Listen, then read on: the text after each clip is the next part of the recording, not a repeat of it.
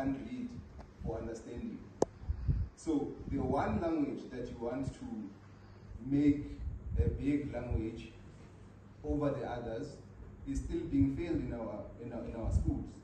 And that shows you that the different issues that we're having in a democratic South Africa are interlinked. Those kids that can't read for learning and understanding are mostly in government schools. Those are the involved that fall into pit twilight, right? Those are the people that go back home and there's no electricity, there's no one who's studied because there were no remunerations that come from their parents being part of the struggle, or their parents were not educated because they were under Bantu education, and now because they are fighting for a living wage, they get shot and they die. And then this kid needs to come to university. When they get to university, they can't even use the computer because it's the first time they see it, or electricity, but they can't even pay their fees, so they're going to be excluded and go back home. When they're at home, they have to be subjected to working for ShopRite and PEP and be exploited for below minimum wage. When they get depressed, they're going to go and they take drugs. When they take drugs, they're now based, they go to crime. When they go to crime, they go to prison. After prison, the person's life is concluded.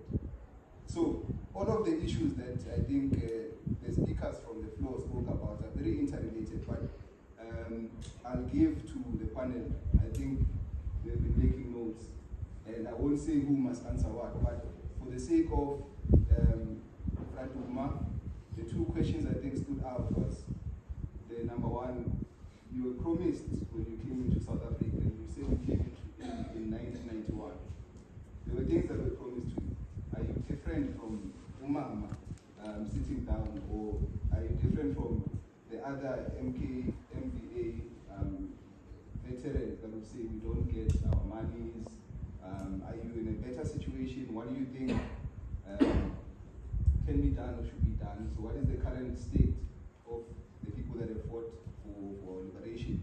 But before I also forget, comrades, let's consider not only listening to the old lady telling us about the different issues that she's facing, let's consider actively assisting and participating in the demonstration that we've been having all along for this time. This is an old person, and if there's any legal, if there's any physical, if there's any assistance that we can extend to them, we need to do that.